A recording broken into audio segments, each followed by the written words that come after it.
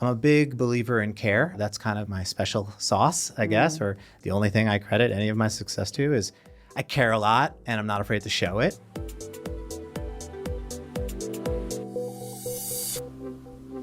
On today's episode of the Fahrenheit podcast, we are welcoming Alex Center. A visionary designer and brand builder, Alex is the founder of Center, a Brooklyn-based design and branding studio known for creating bold, meaningful work for some of the most iconic names in culture and commerce. Before launching Center, Alex spent nearly a decade shaping the visual identity of Coca-Cola's portfolio of brands. His approach blends strategic clarity with creative edge, building brands that don't just look good, but live authentically in the world and tap into culture. Alex believes great design should connect, not complicate, and that the best brands are built from the inside out with heart, humor, and purpose. A New Yorker through and through, he brings curiosity, conviction, and craft to everything he touches, from Fortune 500 brands to truly emerging startups. Lucky enough to sit down with Alex in this city that he calls home and where we met over a decade ago. Welcome, Alex, to the Fahrenheit podcast. So I've been reflecting on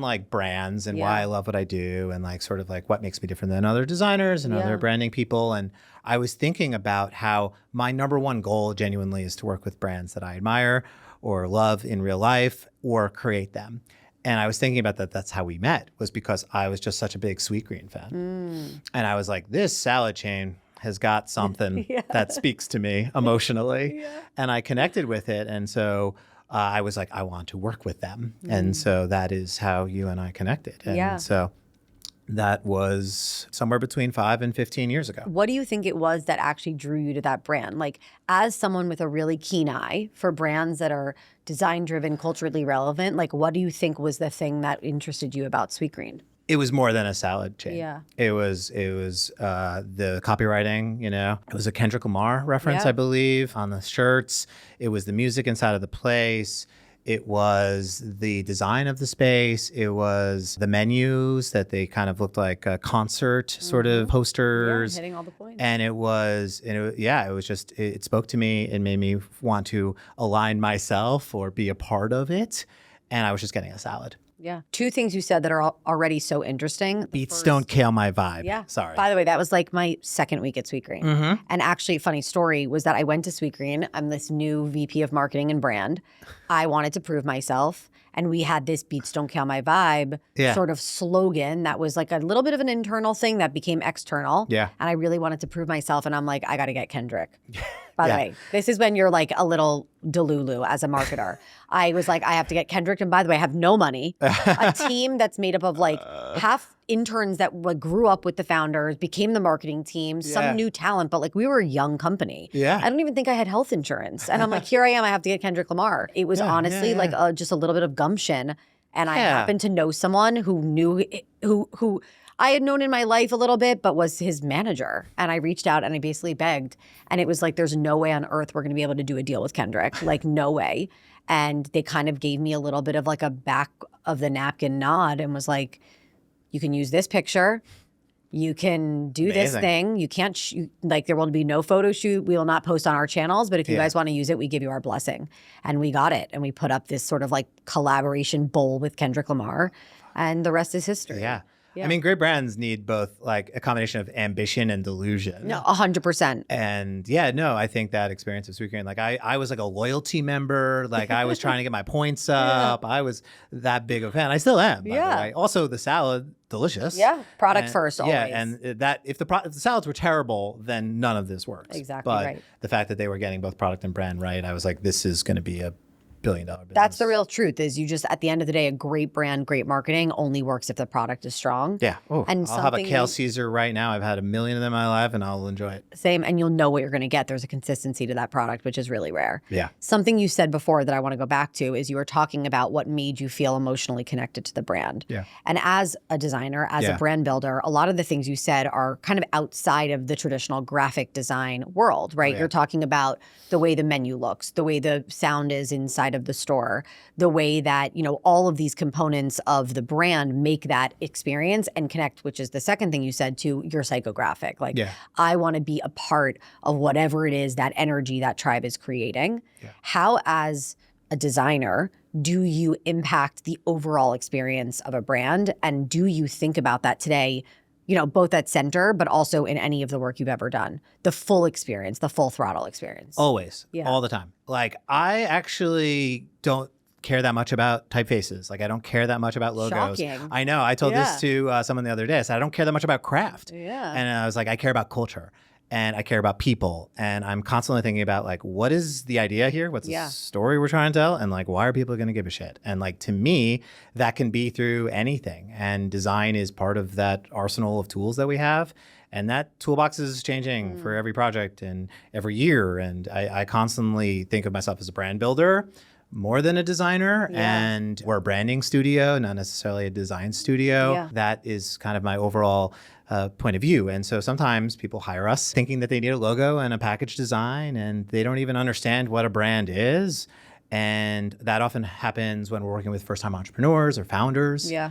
And so we're ambassadors for branding and teaching them what it means to build a brand. And I call it brandsplaining. I was just going to ask how you do it. It's a mix of education and charm and and just working with people, right? Like, I was a former client. So I've been a founder for 7 years now as of last week. And congratulations. Thank you. But I was a client for 11. Yeah. So I still think of myself as someone on that side of the table, even though I'm on the other side. And I'm constantly thinking about their perspective, which is not necessarily how most designers approach a project, because I think designers think we're the most important part of the puzzle all the time. And we are, yes. But it's one part of the larger business puzzle or whatever we're making.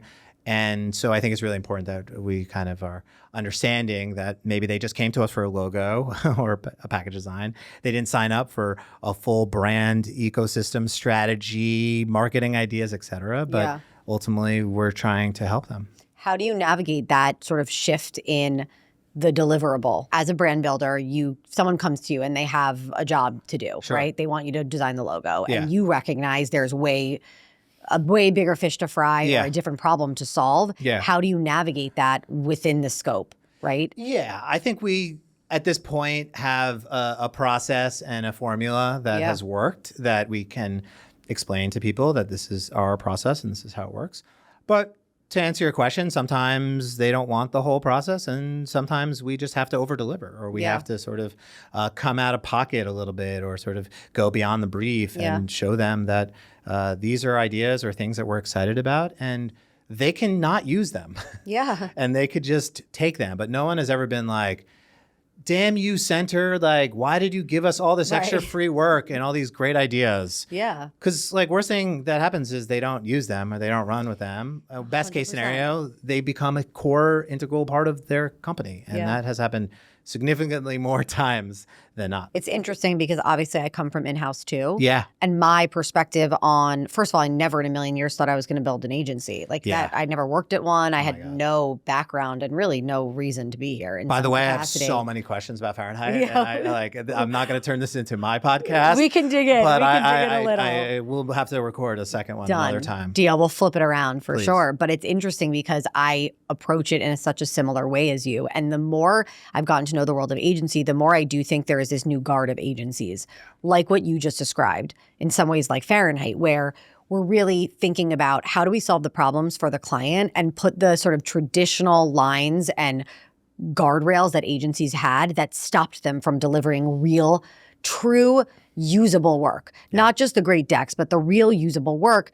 And that often comes with not answering the exact brief. It often comes with really creating influence with your client to say, no, look, here you have a bigger problem that can be solved, and that will ultimately get you to where you need to be, even though it's not more linear. Yeah. And I think it's what's required in brand building today, because more than ever, we have so many channels.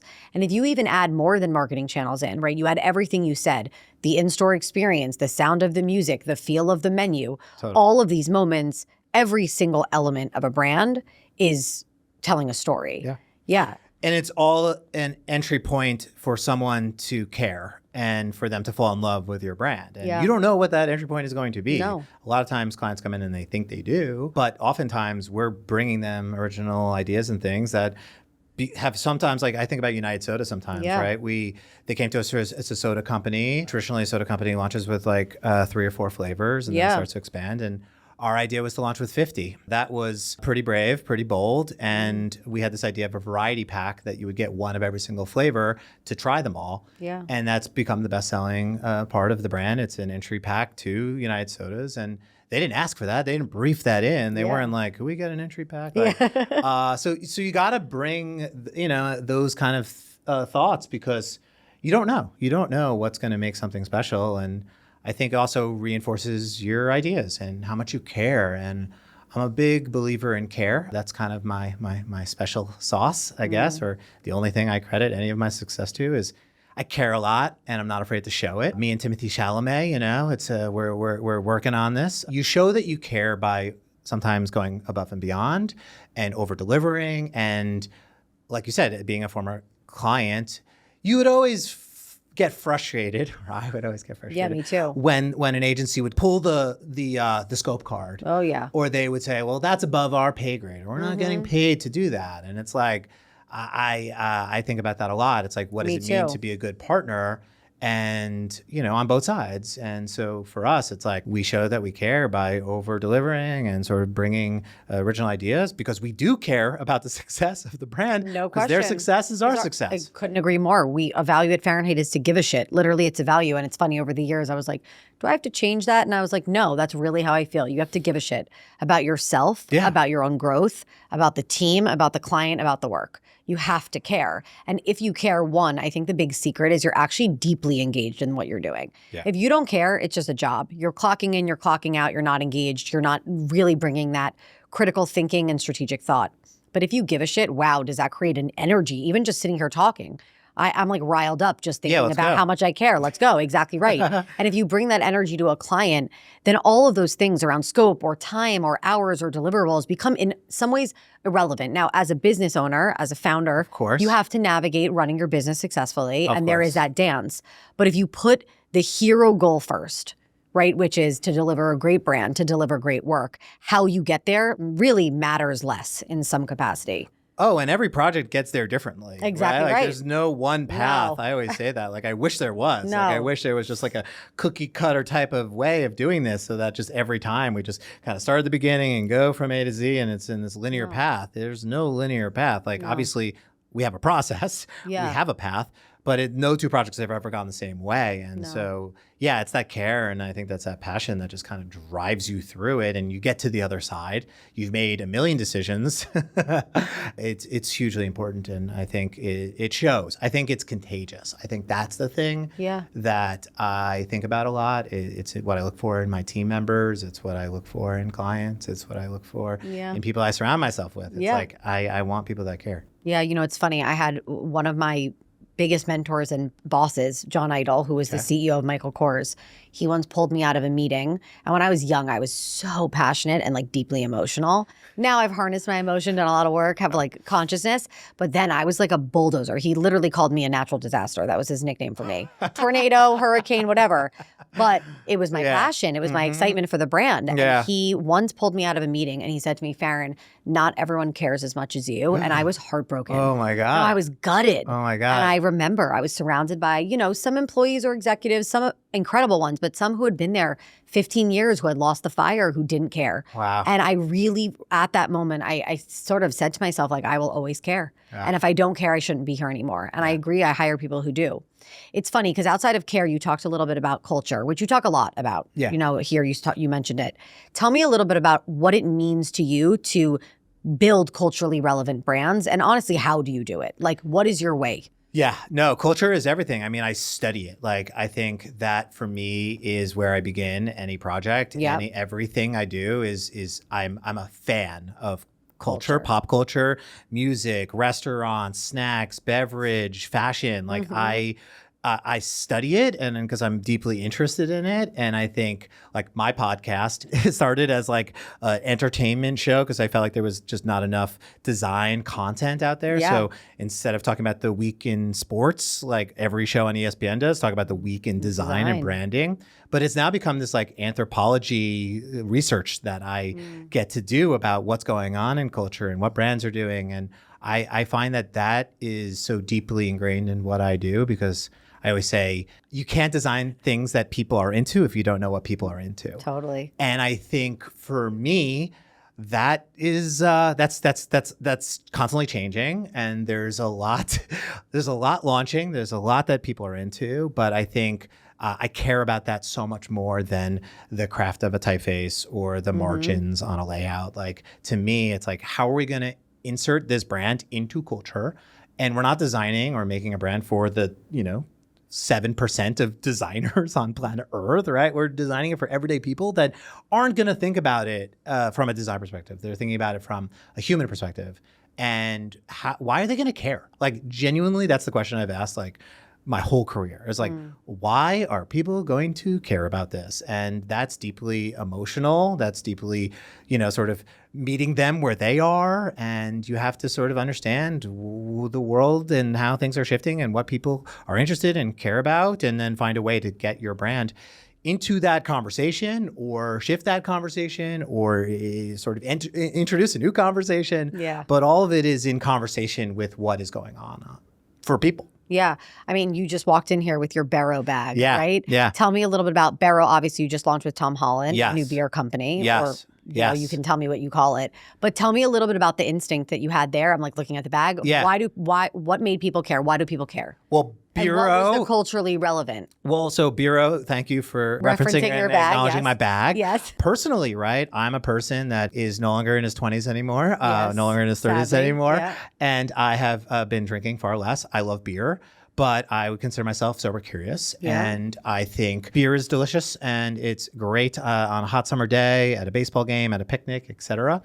And I have noticed the trends in beer, sort of non-alcoholic beer product. Like, it's gotten really good. Like, Yeah, you I've had honestly it. can't tell the difference between a sort of non-alcoholic beer and a regular beer. But the fact is, it's brewed the same, it tastes the same, it smells the same, it looks the same. It's a beer. So when that opportunity came to us to build a beer brand, a non-alcoholic beer brand, obviously there are other non-alcoholic beer brands on the market, but they all felt like a sacrifice to me.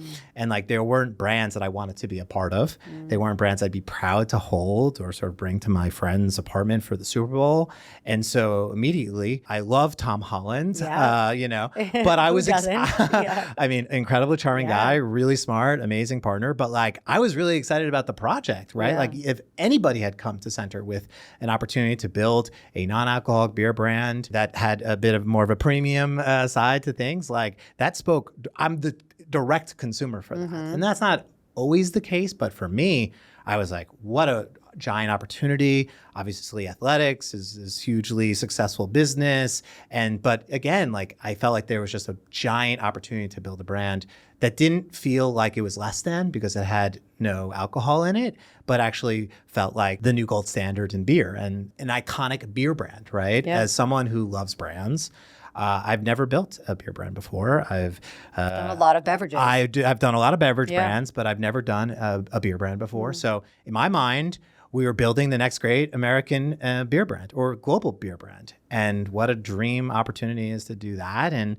that's really what led to the work, was that ambition and that delusion that we could. Yeah. It's interesting though, because if you're someone who's new to brand, you're new to marketing, you're new to design, even just hearing the explanation of Bero makes so much of the design make sense. Yeah. And obviously it makes sense on its own, right? Yeah. We're not building brands for people to dig into the brand strategy and understand it, right? You're building brands for people to connect with, feel emotionally connected to, want to put on their counters, want to use to kind of represent who they are. But if you're almost backtracking a brand, right? If you're, engineering it backwards, it should always make sense in some capacity in such a simple way. And it does. You said a couple things that immediately bring, honestly, the can to mind. An iconic brand, a gold standard of beer. Like, those things in and of itself already sort of connotate this idea that there's nothing in that sober, curious market that I want to feel proud of, that I'm going to bring to my friend's house on a game day. So what a unique way in some capacity you were given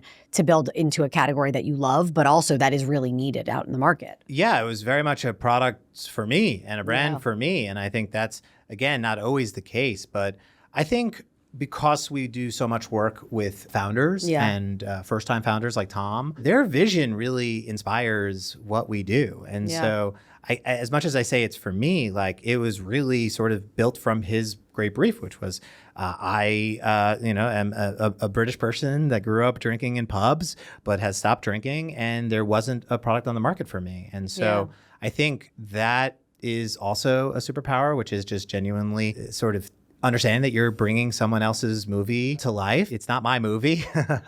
I'm the executive producer, or I'm the Rick Rubin in the scenario, but it's your album, it's your music, and I'm just here to really help give it its shape and its form and its identity and help put it out into the world. And so for me, that's like what I love about branding. It's like, we can't do what we do without Tom sort of going through his journey with Dry January and sort of having his real, earnest, and authentic experience, wanting a product to exist that didn't exist for him. Yeah. And so that is what laid the foundation for the project. And more often than not, that's the truth behind many great brands, is built from a human, personal need. I couldn't agree more. It's interesting also because when we are building brands, and you talked about first-time founders, I look at it more like I'm an anthropologist. I'm like literally sometimes I'm like digging for the truth, I'm like excavating the truth from the history and from the background, which can get really deeply personal. Sure. So I also feel sometimes like I'm a shepherd, you know, working through sometimes real stuff with founders who have their own fears, their own doubts, their own apprehension, their own second guessing themselves, their own influences from the outside world. And what you have to really do is get them focused in on like, what is that vision? So often founders in the process of picking the brand lane, right? There's a couple of logos, let's say, that we're picking from, that we're choosing from in terms of like the brand world we might play in. And they're like, what do you think? Yeah. It's my least favorite question. Sure. And of course I have my favorite. They always ask. Which one is your favorite? And I'm like, I can't answer that for you, because what will happen is I'll pick one. And I had this actually once in a very early brand that I worked on in the very early days of Fahrenheit. We had a group of founders that we were working with, and amazing founders, but had really no vision for the brand. They had vision for the business, but not for the brand. Sure. And they kept deferring and they kept deferring and they kept deferring. And it became a little bit of a group think. Yeah. It became this sort of decision-making process where everyone agreed, all shook hands, loved the brand. 1 month later, they come back to me, brand's done, locked, loaded. 1 month later, they come back to me and they're like, we don't like the brand. And I'm like, you picked that brand and you led us there. And ever since then, I learned this such valuable lesson is like, you really have to pull the truth out of the founder. Yeah. You have to bring their truth to life in a way that is engaging, and I think to your point, culturally relevant, and going to be interesting to the audience and the consumer, but is so true to them. Otherwise, you're just faking it. It's their brand. Yeah. Like, they have to wear the shirt. That's what I always say. It's like, I don't have to wear it. Totally. Like, I carry the Bero bag because I'm a fan and because I feel a part of it too. But it's like, ultimately, you have to wear it. And I think about that a lot when we do stakeholder interviews at the beginning of a project. Like, it's so much like therapy and trying to get to, the root of why you're doing this. And like, sometimes people lose sight of that, like why they came up with the idea in the first place, or just why they think this idea needs to exist on planet Earth. And one of my best friends is a pop songwriter, and he writes like hit songs for like Dua Lipa and Justin Bieber and Shawn Mendes. And his process is very similar, where he'll sit in the studio with them, but what's on your mind? What are you going through? Like, what are you feeling right now? Like, how's life? And you're pulling those kind of things out of people.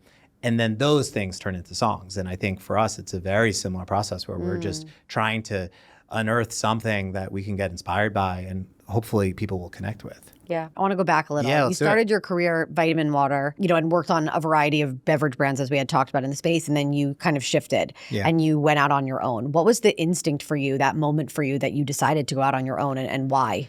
Yeah, no, I started my career as a junior designer at a beverage company that got acquired by Coca-Cola for $4 billion. And I loved it. Like, I had the best job. I had the best experience. I learned so much from working at Vitaminwater. And my group text for my Vitaminwater colleagues is still going 10 years later. So I like deep human relationships. But I had been at Coke for 10 years. So they acquired the business in 2007. I was still there until 2017. And in those later years, I really started to lose that connection. And when you talked about being driven by passion and care, and that's the battery in my back that makes me go. Yeah. And Me when too. it isn't there, it makes me really sad, actually. And it actually starts to feel like work. Yeah. And I think that's what I recognized within myself, right? I had a dream job. I was traveling the world, like doing speaking engagements as design director for the Coca-Cola company, obviously a very safe and comfortable job. Yeah. And a prestigious job, and a job that would a dream job. A dream job, yeah. And so it was really hard for me to walk away from, and I really struggled with it. And I just remember one day I came home, I was living in Williamsburg, and I started crying, not on the couch, but like sitting in front of the couch, like one of those real cries when. Been there. And I was just like, I felt stuck, and I didn't know, like I just felt so like afraid. I don't love change. I'm not a super big risk taker. I like my comfort zone. And so I didn't know who I was without Coca-Cola. Like I was Alex Center from Coca-Cola. It was my identity. Yeah. And I was pretty terrified of leaving and not having the same success or validation and a lot of the things that I really truly felt through my job. And ultimately, I was unhappy. And so I knew that I had to take a big leap and jump out the car door. I always credit my wife, who started a designer shower cap company around this time. best. She quit her job as a creative director and art director and advertising, and had an idea for a new product and put it out into the world and had success. And I think seeing her take a chance and take a gamble on herself really inspired me to be even, sort of to do the same. And Center, Yeah. it's interesting because you said you're 7 years in. Yep. You've obviously seen incredible success. What do you think has made you successful in being an entrepreneur? Yeah. Both in terms of new skills that you've harnessed, but also skills you brought with you from your past.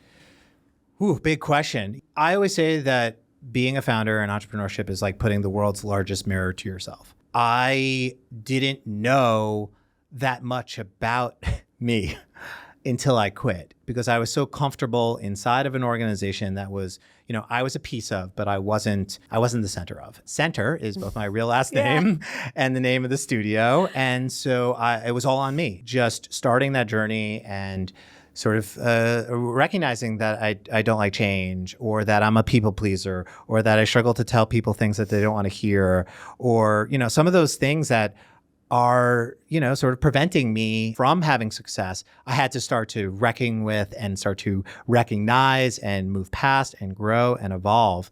And I think what I realized was that anytime I had success was because people both loved the work that we did, but they loved the experience of working with us. And I think that was truly, for me, and still remains, sort of the key to any of our success. It's all human relationships. It's all soft skills. It's all being people that care, people that are helping and helpful, collaborate, have strong opinions, but are loosely held.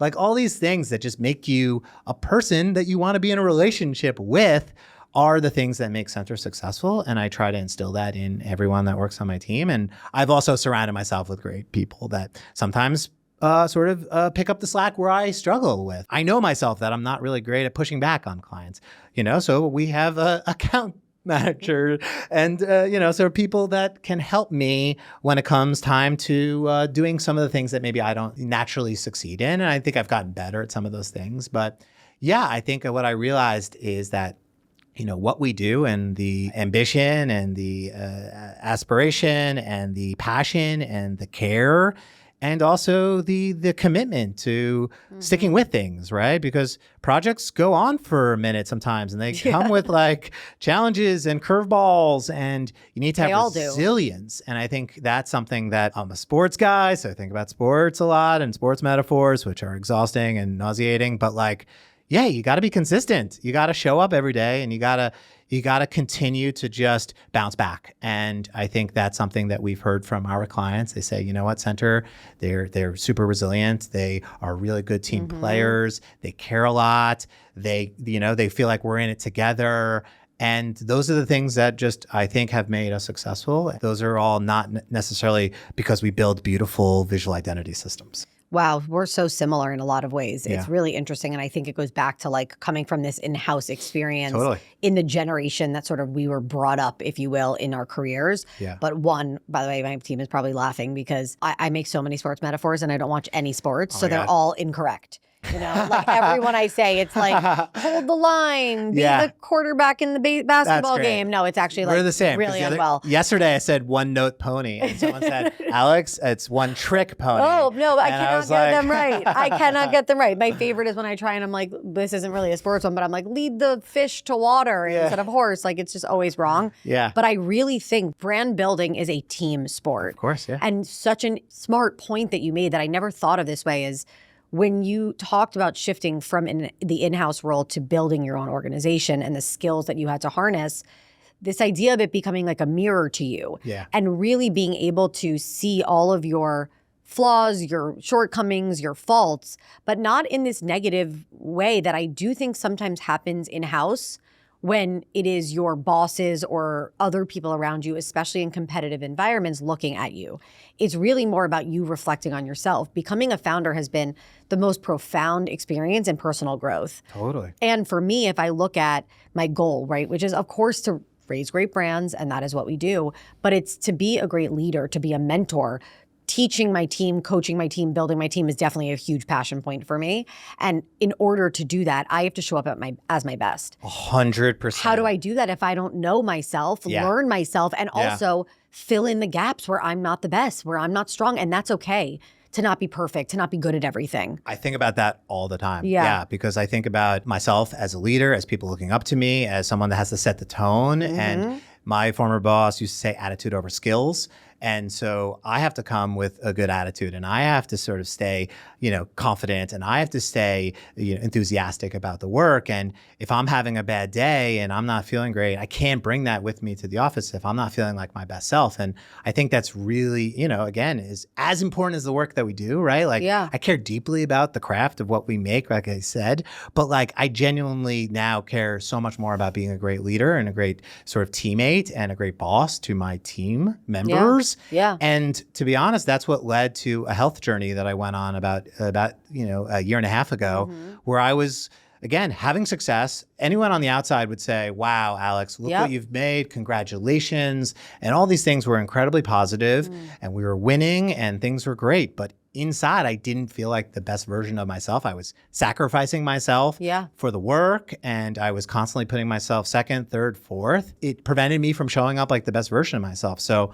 I had a big milestone birthday coming up, which I turned 40 last year. And so I use that as motivation to just start carving out time for myself and in just fitness and going to the gym and therapy and gratitude and all these things that I had never done before. The result is I've lost a lot of weight. I feel much happier and I'm just a better version of myself. And it's really genuinely changed my perspective and changed everything for me. And genuinely, it's just made me a better leader. It's really not enough, I think, today to be a strong performer if you don't match the soft skills. Being a strong performer, I think, was something that was really like rewarded and glorified 20 years ago in the workplace to all ends and to all means. And that's okay maybe for some companies. But cultures like ours, companies that we work with that are drawn to working with us, you have to show up as human. And being human, it's not just to, your team, it's you as the leader. It's respecting when your clients have those moments of humanness. Yeah. And it's just beyond, even for me, by the way, I'm turning 40 in a month. Welcome to 2 the months. club. Thank you so much. Yeah. I'm starting a month. And I just, I'm kind of on like the pre-entering the decade journey. It makes you reflect, right? Yeah, it really does. It really does. And it's been this moment of, I think, not only reflection, but similarly recognizing the sacrifices that I've made to myself, which I am the 100% the first boundary to be broken and the last area to give focus. Yeah. But I know that what's going to get me to this next place, right, in terms of my success, my ability to lead, my ability to grow others, I have to take care of myself. And I think it's a really surprising part of being an entrepreneur is that in order for you to operate at the level that you want or that you expect, there's so many other parts of your life that have to really fall in line in a way, and your health and your well-being is really one of them. 100%. And like that's why I don't really believe in like life work balance. Me Like either. my work is my life and my life entails work, and I am one Alex, and this is all the same to me. Obviously, I prioritize sleep and health and wellness and friends and family and culture and music and all these things that really inspire me, but it's all together for me. And I think because I love what I do, and because it is both a hobby and a profession for me, it's really quick to get lost in it and to sort of like prioritize it over, the betterment of myself. And that was something that I had to learn a little bit the hard way. And I think it's a real lesson for everyone that, I think about a lot. And again, I'm still a work in progress. Like I'm not done. I'm not perfect in any way, but I do think the best work comes from the best people. And I'm in the people business. All right. I'm not in the design business. I'm in the human business. Like I want to work with great people, do great things for people. And I think that's what the best brands get right, is that they help people. And they help people feel part of something bigger than themselves, remove stigma, make them feel confident. And for me, that's how I started in all of this, right? Like growing up, like I wasn't the most confident kid. I wasn't the most secure. I always felt a little different. And, brands really helped me feel differently than I did. And they gave me something that I needed at that time. And so I think about building those brands for other people. For you, for the older you, and the younger you. And for me, right? Because I think, the Stussy and Polo Sport and Nautica and Tommy Hilfigers and, Oakley's and North Face and, just again, those logos and those brands, like they helped me. They helped me too. Yeah. What is something that you've surprised yourself with in terms of your own growth, right? Like you talked about when you were younger, these sort of doubts and these fears that you have. Where have you surprised yourself? Where are you like, wow, look what I've overcome, or look what I've been able to accomplish in spite of? I think public speaking. Like I think speaking on a stage in front of an audience is something that I used to get read in meetings if there was like 10 people in them and someone said, "Hey, Alex, what do you think?" Like I would just get sweaty and nervous and scared. Like I hated when people looked at me. And I just felt so uneasy. And so the fact that I can get on a stage and talk and be a performer and do some of even this now, right? Like the fact that it is comfortable in any way, shape, or form, or appears comfortable is really something, is a true testament. Crushing it. That how much I have grown, because I think those things were really scary to me. And the first time I ever got invited to do a conference talk, I stood behind the podium and like I went to take like one step outside of the podium and like my knees just started shaking and I just like retreated back immediately. And so the fact is that now, of course, I still get scared, but when I see pictures of myself on a stage like performing, it's something that I am really proud of myself, because it was arguably my biggest fear. And now it's one of my favorite passions. So it's like someone who was terrified of heights, but just got addicted to skydiving. I love it. And it's something that just, I feels like I'm overcoming something every single time. Every single time. And that's so empowering to do the thing you think you can't do. 100%. And then do it again and do it again and do it again. And every time I'm sort of faced with an obstacle or a mountain I have to climb, literally or figuratively, I say to myself and I remind myself of the thing that I did that I thought I couldn't. And I think entrepreneurship is a series and a never-ending set of hills you're climbing. It's just one new thing after the other. I call it the freshman effect at Fahrenheit, which is like, even as the CEO, there are days I'm a freshman. There are days I'm doing something that I've never done before, that I'm a complete newbie at, that I'm doing it for the first time, the second time or the third time or the fourth time or the fifth time I become a senior at it. But in the beginning, I'm a freshman. And I think the big secret is that we're all freshmen in everything we're doing. As a founder of an agency, there was the day one of you literally becoming day one founder. But when you are 10 years in, you're going to be faced with new challenges and new problems that are net new to you as a founder today. And I think it is really taking the leaps, the risks, pushing yourself, challenging yourself, taking care of yourself, and then using all of that experience and sort of heart and confidence to just make the best decisions in the moment that you can. 100% agree. I think about this sometimes when I think about Center and I'm like, man, I didn't know if it was going to work. Like I was totally scared, of course. And look at what I've built. And it's kind of like, well, I can trust in myself a little bit that I will maybe rise to an occasion, or I can like step up, or if I put something really hard in front of myself, that like I will be forced to figure it out. And now I start to think like, what else could I do that with?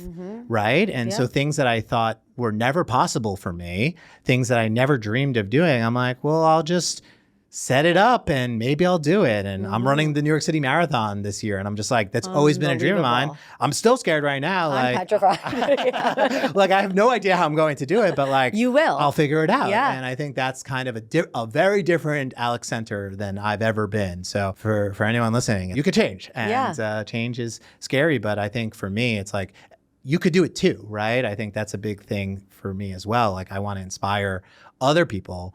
And that's why I'm so open, or share my struggles, or try to be, sort of an open book and not take myself so seriously, and try to like, gatekeep things. Like I my number one mission when I do speaking engagements, or I talk on podcasts, or I talk to other people, is like, I'm not special. You could do this too. And like, I really want people to believe that, because it feels hard. It feels scary. And certainly in our industry, like, there's a lot of competition. It certainly feels like everyone is an outsider, and no one feels like an insider. And so, I've always felt that way. But now that I've started to sort of make that climb, and I'm maybe sort of higher on the mountain, I'm there to say there is no sort of gate. We just all need to just climb. We all need to climb. Yeah. It's just about. Really, it's Miley Cyrus was right. Miley knew what she was talking about.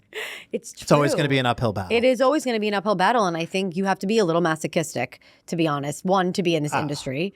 It's like, I always joke, like being an agency owner is the most masochistic job that there possibly is. Like, you're just at the mercy of humans and opinions and perspectives. And to your point, there is no we have process, of course. We have an ops team, and I think they have the hardest jobs in the company. Because how do you operate something that is ever changing? Totally. But you have to love that ride. And I do agree with you, which is, I have no right to be here more than anyone else. I just, again, I have the heart, the dedication, the passion, the obsession with brands that allow me to persevere and have that resilience. What I'm most impressed by is the culture that you've built. And I think that's my number one thing, is like, I want to come into the office, and today there was 10, 11 people there, and just around a table and like having fun, and just being like, look at these like people and vibes and energy and enthusiasm, excitement, and just that. To me, it's like, that's the thing I'm most proud of, is like that group and that camaraderie and that culture. And that's what leads to great work. And I see it from you and what you do with your team and your offsites. It's like, you look like you're having fun. I get that complimented a lot, and it means the most to me. Like, you could be like, oh, I love Bero, and I love AO, or I love these brands you guys have built. I do love AO. And thank you. I love those compliments as well. I love the validation and all the compliments. I'll take them all. But genuinely, when someone says like, oh, I love what you've done with Center, and like how much fun it looks like you're having, and the culture that you've built, that really means the most to me. So me too. And I think it's the most rewarding and fulfilling. Totally. And interestingly, I started my career in the world of social, and there was no precedent. There was no team. There was no leaders. There was no bosses. So I had to be the first on every team. And what that actually required was that I was building teams. When I was 22 years old, I was building teams. Like, I had no business. You were like a child prodigy. Yeah. Well, thank you. Thank you. I would never consider myself a prodigy, but I'll take it, and it became, in some capacity, there was two realizations that I had in that process. One of the founders of Sweetgreen, he said to me, and he used to talk about it often, that the moat of Sweetgreen, the brand moat, was our people. Yeah. And that you could copy. And by the way, many did. I mean, you go around the world, there are copycats of Sweetgreen everywhere. But as long as they don't have our people, they cannot copy us. And that was one thing that really stuck with me and landed. And I think really the second thing ultimately that stuck with me and that landed was that your people are going to be a reflection of you, and therefore of the work you want to create in the world. Yeah. And I think the last thing that I want to ask you is, like, does Center have a brand? And do you believe that as a branding agency, you have a way and you have a brand in which obviously you have a brand on paper, right? You have your logo and all those things, but do you brings sort of like a point of differentiation to how you build brands? And if so, what is it? We have a brand and I struggle to define it because I, Me too. like a barber who can't cut his own hair, it's something that I struggle with. Yeah. And I think I've come to the realization that that's okay. Yeah. I maybe don't need to define it. I don't need to sort of put a label on it. I don't need to, maybe this is just a cop out, but I genuinely think it's in the people and it's in the feeling of the brands that we put out into the world that I think are bold and distinct and memorable. I think we have a unique way of approaching and building brands, but ultimately, it starts with the people. And I'm just one of those people, happens to have his name on the door of that business and that brand. But no, I mean, I don't necessarily want to put a catchphrase or a thing that necessarily defines it. I think it just lives inside of the people and the work and the office and the experience of what we do. It's a sum of all of its parts. And I think for me, I'm with you, right? Like the number one thing I can do now that I'm in, sort of the third decade of this career that I've built for myself is to try to pass it on to others. And I just started teaching and at SBA, right? Yeah. At the Masters in Branding program where I've been a mentor for 6 or 7, 8 years, who could tell. And I think it's just trying to sort of instill those kind of principles, care more than you think you should, branding as a team sport, attitude over skills, like all these things, pressure is a privilege, like all these things that just I believe and are inherent to me and that I, have in this manifesto that goes through my head all the time, but trying to pass that on to those people and watch them bloom. And especially the people inside of my team, of course, they're getting the most mentorship every day. Yeah. But how can I do that and help other people? Because I had that for me, right? You talked about the people that were in your career at the beginning and helped you and taught you and inspired you and believed in you. And, I don't get here or anywhere without those people that believed in me and gave me my first chances or my first opportunity and my first jobs. I think about that a lot because I'm now that guy giving the first job to a lot of people at Center. And that's something that is like, because it was such a gift to me.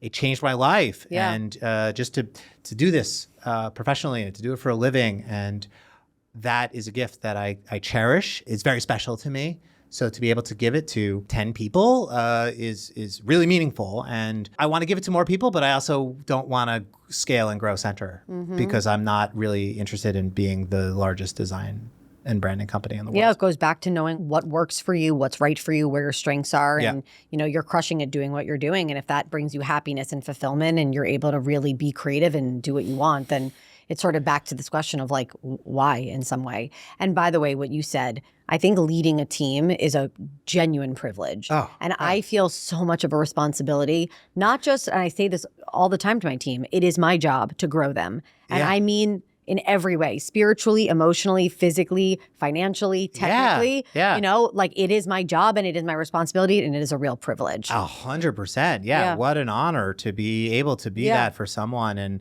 some of my team bought a house this week. I was like, what? Wow. I was like, I employ someone that bought a house like that. Yeah, that's cool. But that aside, like I think about that a lot, right? When it's like, well, if I'm like, I'm not going out partying at night and like, not that I like have that desire, but like it's because I have a responsibility to be, to wake up in the morning and be the best version of myself and care about those people and they look up to me or they look to me. And to your point about that sort of responsibility, it really matters. And I take it quite seriously, even though I don't take myself that seriously, but I think it's really important. And success is, for me, is like loving what you do every day and who you do it with. And as long as I have that, then I'm happy. And that's what I'm striving for.